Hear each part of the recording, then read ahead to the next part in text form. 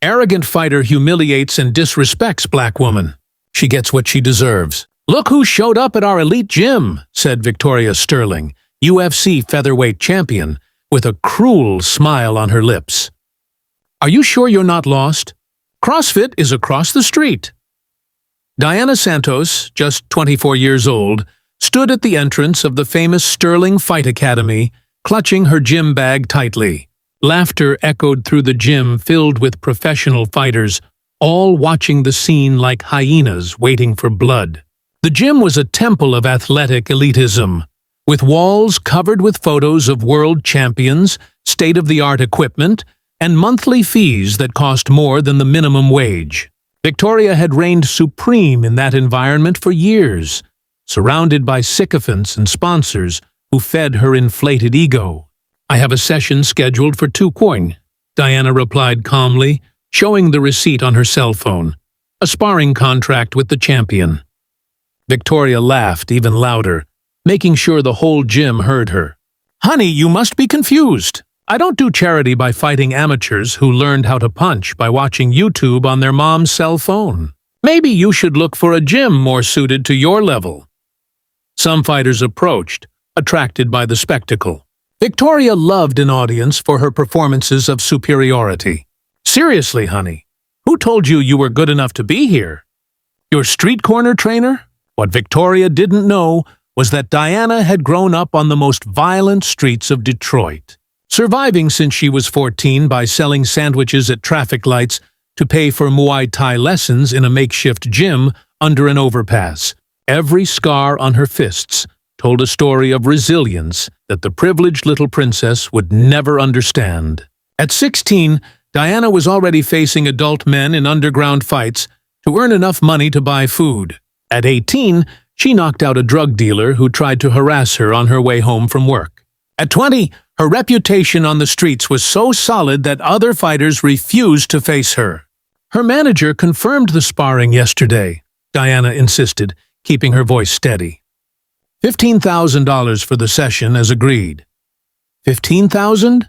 Victoria laughed, clapping her hands theatrically. "Honey, I make more than that just for showing up at a boring rich person's party.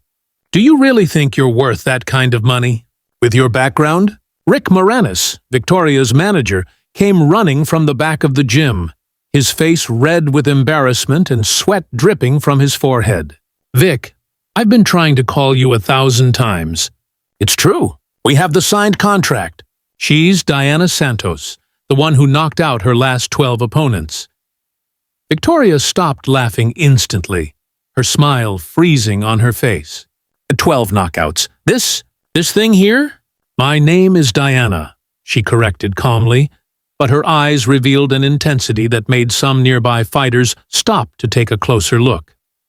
"And yes, 12 consecutive knockouts in the first round. All documented." "It doesn't matter how many amateur girls you've knocked out," Victoria retorted, her arrogance returning with full force. "This is the real world, not those backyard fights you're used to. But fine, I'll take the easy money." One of the fighters whispered to another, "Man, I've seen her videos. That girl is wild." But Victoria was too busy performing for the crowd to notice the murmurs of concern around her. Diana placed her bag on the floor with a deliberate, precise movement. For a moment, when she smiled slightly, some of the more experienced fighters in the gym noticed something familiar in that look. The quiet confidence of someone who had weathered far worse storms and knew exactly how to survive them. "Great," Diana said, beginning to unroll her hand wraps with practiced movements. "But there's one little thing your manager didn't mention in the contract. When I knock you out in the first round, you're going to have to publicly apologize to every black woman you've ever disrespected in your career." Victoria burst out laughing again, but this time some of the fighters didn't join in. "When you knock me out, honey, you're going to find out the difference between fighting amateurs and facing a real world champion." What the arrogant champion couldn't imagine was that Diana had studied her every move for months, knew every weakness, every pattern of behavior. More importantly, she had brought some very special friends to watch the training session, people with cameras that would turn it into something much bigger than a simple sparring match.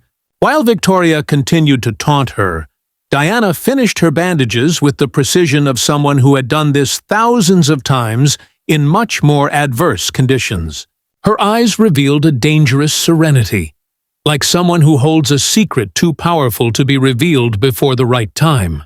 If you've ever been underestimated by someone who thought they were superior, then you know that true strength comes from quiet preparation.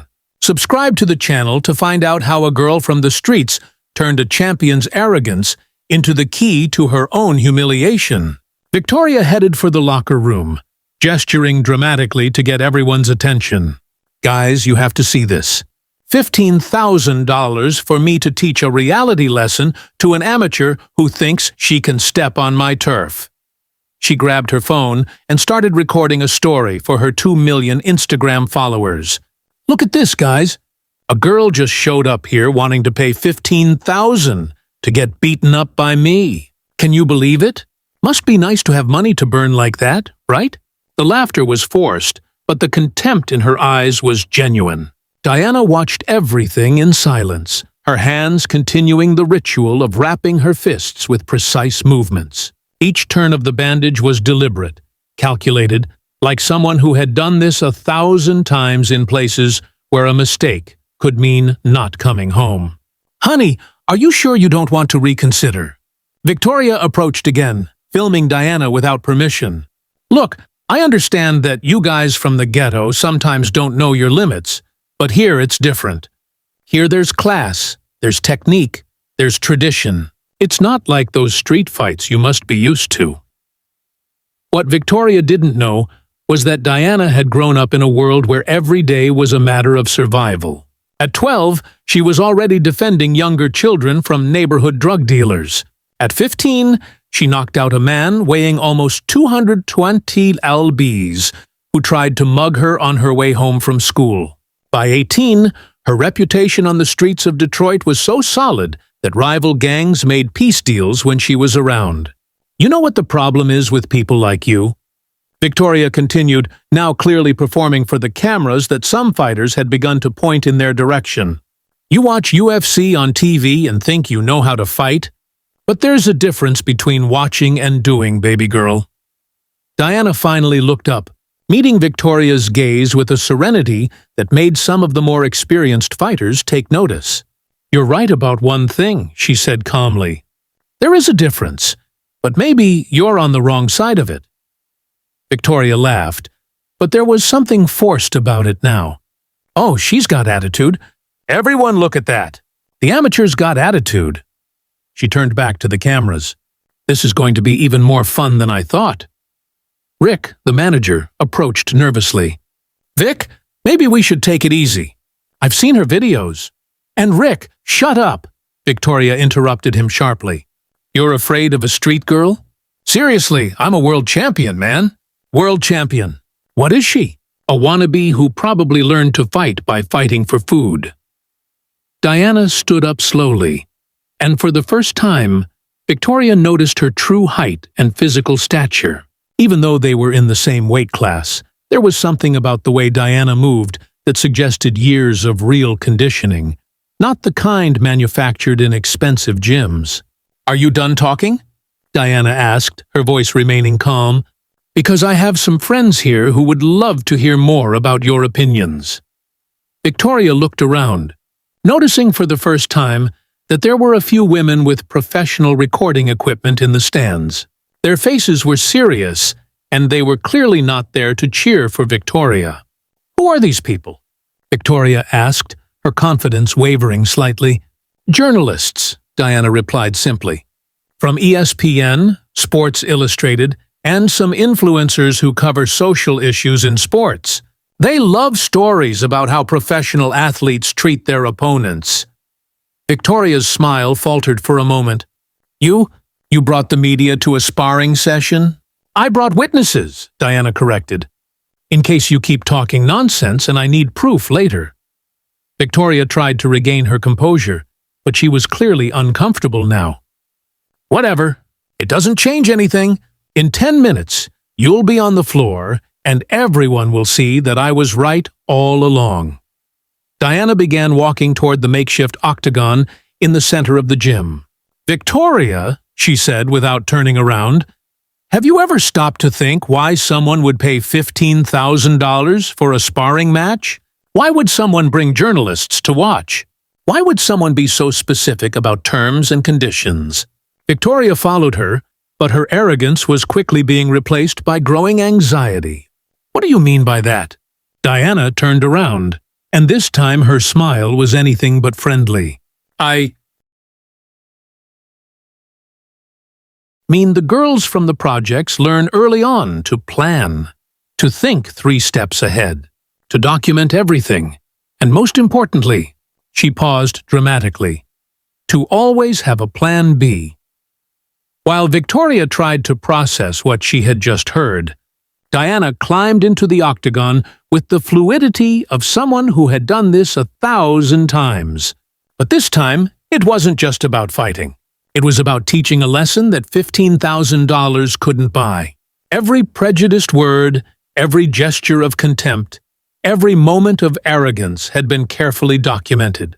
And Victoria was about to find out that underestimating someone who had survived the toughest streets in America was the most expensive mistake of her career.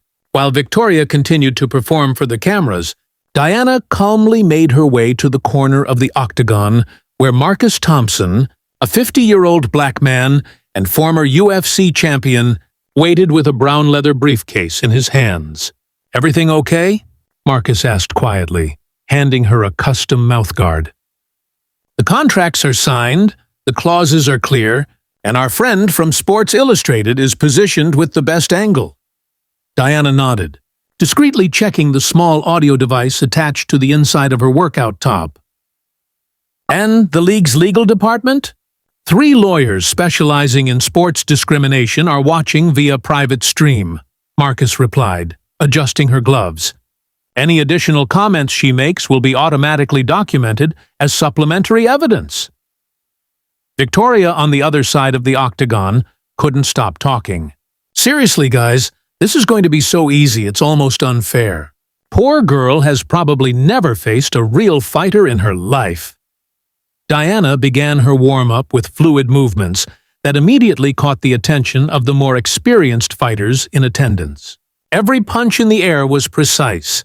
Every kick demonstrated a refined technique that contrasted brutally with a street amateur image Victoria had painted. "Coach," one of Victoria's sparring partners whispered to her trainer. "She moves differently, like way different than what Vic is expecting." Victoria's trainer, a bald man named Eddie, watched Diana for a few seconds and felt a chill in his stomach. "Vic," he called, but she was too busy giving an impromptu interview to 3 sports influencers. "The problem with these cheap gym girls," Victoria continued, gesturing dramatically, "is that they learn a few basic moves and think they can compete at the professional level. But real technique, real strategy, real conditioning, that comes from years in serious gyms with real coaches." Marcus approached Diana again, this time carrying a small GoPro camera. "For the documentary," he explained, attaching the device discreetly to the octagon post. "We want angles of all the key moments." "Documentary?" Diana asked, feigning surprise for anyone who might be listening. "About racism in women's sports," Marcus replied in a normal voice, making sure Victoria could hear. "The production company is very interested in how black athletes are treated in predominantly white environments." Victoria stopped talking immediately. Wait, what? You're filming a documentary about racism? During my sparring?" Diana turned calmly. "I thought you didn't mind cameras. You were so excited about giving interviews 5 minutes ago." "This is different," Victoria retorted, her confidence wavering. "I didn't consent to participating in any documentary about these issues." "You don't need to consent," Marcus interjected, holding up a copy of the contract. "The agreement you signed includes filming rights for educational and journalistic purposes. It's right here on page 3, paragraph 2. Victoria snatched the paper from Marcus's hands, her eyes darting across the legal text. "Eddie, get over here right now!" Sut. While Victoria and her coach argued nervously about the implications of the contract, Diana continued warming up with the serenity of someone who had planned every detail of the last 6 months. "How many times have you watched her fight?" Marcus asked casually. "All of them," Diana replied, stretching her shoulders. 17 professional fights, 43 training videos she's posted on Instagram, and 26 interviews where she's made similar comments about other athletes. One of the journalists present, a middle-aged Latina woman, approached with a microphone. "Diana, what are your expectations for this sparring session?" Diana smiled, but there was something predatory about that smile. "My expectation is that today we're going to have a very frank conversation about respect, competence, and the consequences of underestimating people based on stereotypes." Victoria finally finished reading the contract, and her face was red with anger. "This is an ambush. You brought me here under false pretenses." "No one brought you here," Diana corrected calmly. "You accepted $15,000 for a documented sparring match. What did you think documented meant?" Marcus approached the center of the octagon with a stopwatch. "Ladies, we have a sparring match scheduled for 3 5-minute rounds. Standard UFC rules. No blows to the back of the head or eyes. Any questions?" Victoria looked around, finally realizing that there were at least a dozen people with professional recording equipment strategically positioned. Every angle was being covered, every word being recorded. I can cancel this," she asked her trainer. Eddie quickly flipped through the contract. "There's a cancellation penalty clause. $15,000 plus production costs. Probably $50,000 in total." Diana began her final stretches, her movements revealing years of real conditioning. "Victoria, are you sure you want to reconsider? Because so far, all you've done is confirm exactly the kind of person I said you were." Victoria looked at the cameras, at the journalists, at the folder of documents in Marcus's hands, and finally at Diana, who watched her with the patience of a predator who knows her prey has nowhere to run. It was at that moment that Victoria realized she was no longer in control of the situation, but her arrogance was greater than her survival instinct, and she still believed that her years of elite training would be enough to deal with a street girl. What she couldn't imagine was that Diana had spent the last 6 months studying not only her fighting techniques, but every prejudiced comment, every moment of arrogance, every missed opportunity to be a better person. And now, with the cameras rolling and the world watching, it was time to turn years of injustice into a lesson that would be remembered forever. The gong sounded, and Victoria stepped confidently into the center of the octagon, her movements exaggerated to impress the cameras. "Let's get this over with quickly," she muttered, raising her gloves in a dramatic pose. Diana approached calmly, her feet moving with the fluidity of someone who had danced this dance 1,000 times before. In a matter of seconds, the difference between elite training and real-life survival became brutally clear. Victoria attempted a straight jab that Diana dodged with disconcerting ease, responding with a left hook that connected cleanly on the champion's chin. The sound of the impact echoed through the gym like a gunshot, followed by a deadly silence. "What the hell?" Victoria staggered backward, her confidence wavering for the first time. "That was luck." Diana didn't respond. She simply kept moving, her fists finding their targets with surgical precision. Every blow was calculated, every movement part of a symphony of controlled violence that made it clear Victoria was completely out of her league. "Stop this!" Victoria shouted after being knocked down for the second time in less than 2 minutes. "She's wearing something. This isn't normal." Marcus approached with a stopwatch. "The round isn't over yet, champ. 2 knockdowns in 90 seconds. Do you want to continue, or do you prefer to surrender?" Victoria looked around, finally realizing that every person present was documenting her humiliation in real time. Journalists furiously took notes, cameras captured every moment of her defeat, and the other fighters from the gym whispered to each other with expressions of shock. "I'm not going to surrender to this. This Victoria tried to form the words, but Diana interrupted her with a cold smile. "This what, Victoria? Finish your sentence with the cameras rolling and everything." That's when Victoria realized the trap she was in. Every racist word she said would be documented and broadcast live. Every moment of arrogance would be preserved for posterity. She had been manipulated into exposing herself completely. "You set me up," she yelled, pointing at the cameras. "This is an ambush." Marcus approached with a tablet, showing the screen to Victoria. "What am I?" "It's all right here in the contract you signed. Documented sparring for educational purposes with broadcast and distribution rights." The Sports Illustrated reporter stood up. "Victoria, would you like to comment on your previous statements that black female fighters are beneficiaries of diversity programs without real merit?" Victoria paled. I never said that." Diana pulled out her cell phone and pressed play. Victoria's voice echoed clearly through the gym.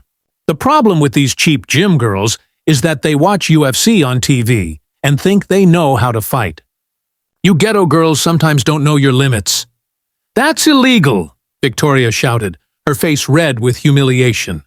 "You can't record me without permission." "Actually," Marcus replied calmly, "you gave permission when you signed the contract and also when you started recording your own stories at the gym. All public, all legal." One of the influencers present raised his hand. "Victoria, do you stand by your statements that Diana doesn't have the technical level to be here?" Victoria looked at Diana, who stood in the center of the octagon without a scratch, while she herself was panting, bruised, and completely defeated in less than 3 minutes of sparring. "I want to cancel this," Victoria muttered, but her voice was broken. "I'll pay the fine. I'll do whatever it takes, but stop these recordings." Diana finally spoke, her voice carrying an authority that silenced the entire gym. "There's no cancellation, Victoria. You chose to judge me based on my color and my background. You chose to treat me as inferior. Now, you're going to face the consequences." The ESPN reporter approached. "Diana, what's your message to young female fighters who face this kind of prejudice?" Diana looked directly at the main camera. "My message is simple. Train hard, document everything, and never let anyone diminish you based on stereotypes. Competence speaks louder than prejudice." Victoria tried one last escape. "This will ruin my career. You don't understand what you're doing." "No," Diana corrected calmly. "Your career will be ruined by your own words and actions. We're just making sure the world sees them clearly." Marcus showed another document.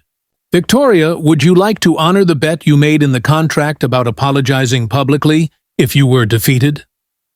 Victoria looked at the paper, then at the 12 cameras pointed at her, then at Diana, who watched her with the patience of someone who had planned this moment for months. For the first time in her career, Victoria Sterling was completely cornered. Every escape had been anticipated.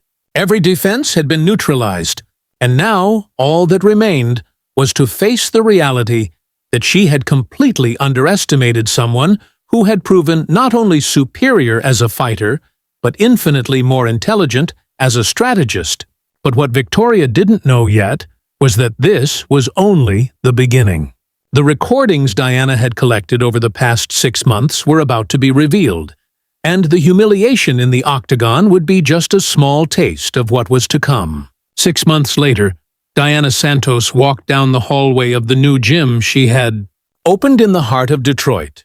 Santos Fight Academy, where champions are forged, was emblazoned in gold letters at the entrance, and the place was buzzing with young people of all ages training under Diana's guidance.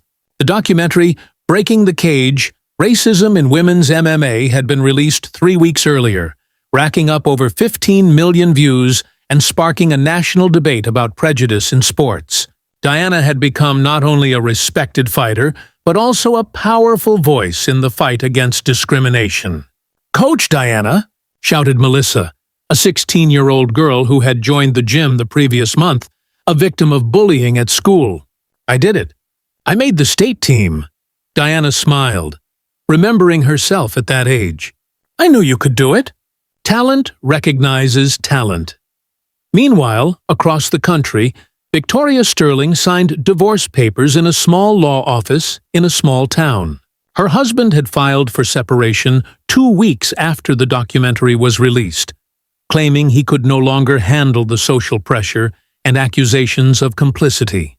"Are you sure you want to accept these terms?"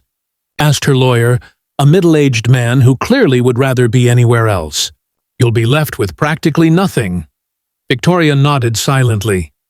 Her bank accounts had been frozen due to multiple discrimination lawsuits. 3 major sponsors had canceled million-dollar contracts, and the MMA League had opened a formal investigation into her conduct. Her career was officially over. Marcus Thompson turned on the TV in his living room to watch ESPN's special program on the impact of the Diana versus Victoria case on women's sports. What started as a simple documented sparring match has turned into a national conversation about privilege, prejudice, and the importance of giving a voice to victims of discrimination, said the anchor. "Diana Santos didn't just win a fight," continued the sports commentator. "She changed the way we discuss racism in professional sports. Her example has inspired hundreds of other athletes to speak out about similar situations." Diana appeared on screen being interviewed at her new gym. "My revenge wasn't to destroy Victoria," she said calmly. "It was to build something bigger than she could ever imagine. This gym has already trained 23 young people who have won scholarships." "That's the real victory," the reporter asked about Victoria. "I feel sorry for her," Diana replied sincerely. "Prejudice always hurts those who carry it. I hope she uses this time to reflect and become a better person." Victoria watched the interview from a small rented apartment, her eyes filling with tears as she saw the empire Diana had built. For the first time, she began to understand the true extent of her ignorance. Rick Moranis, Victoria's former manager, had been hired by Diana as a business consultant.